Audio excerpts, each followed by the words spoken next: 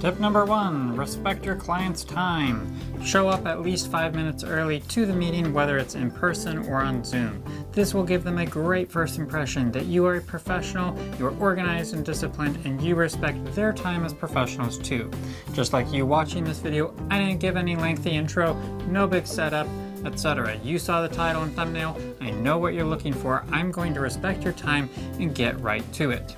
Tip number 2, people do business with those they know, like, and trust. So everything you do in this sales meeting should be done to build on these 3 things. Tip number 1 is just a small way to build on trust.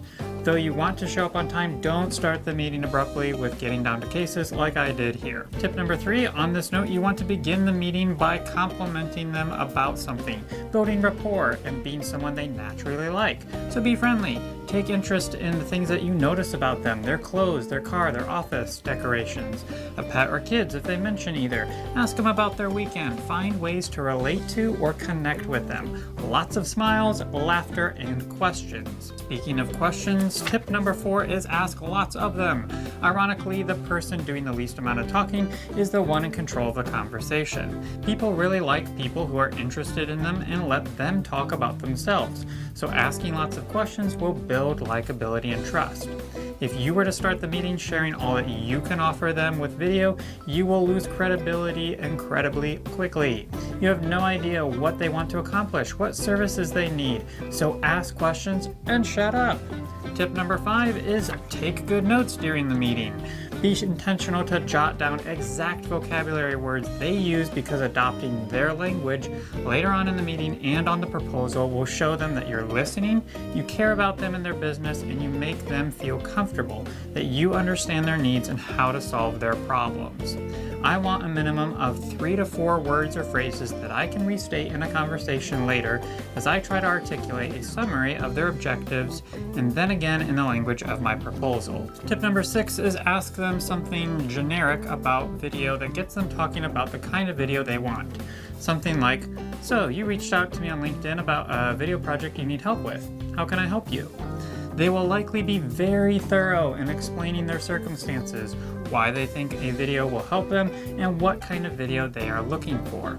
Most likely, aspects of the video they say they will need won't actually be good for them, but we'll get into that later. Tip number 7 is ask about their business model. You want to learn who their clients are, how does their sales process work, where do their customers hang out online, what the customer wants that brings them to your client, things like that. This is crucial as you figure out what kind of video would be most profitable for your client. At this point, I steal Donald Miller's concept from StoryBrand to share with my client that they are not the hero of their video. Nobody likes being fed advertising that's about the company and why they should jump on their bandwagon.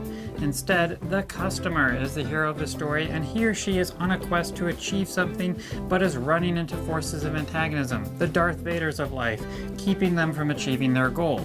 You, speaking to my client, are the B story, the love interest or the mentor who comes alongside them and helps them to overcome those forces of antagonism, the Darth Vader, and achieve a happily ever after. So, in order for you as a videographer to know how to craft such a video, you need to know their business model, how to help create this brand story in your videos. Tip number 8, at this point, introduce other types of videos that may be of value to your client that they haven't mentioned. Testimonials, social media ads, an about us or our story video. You can explain that you like to give all of your clients 3 to 4 video package options and that depending on their budget, they can save in cost per video by investing in bulk.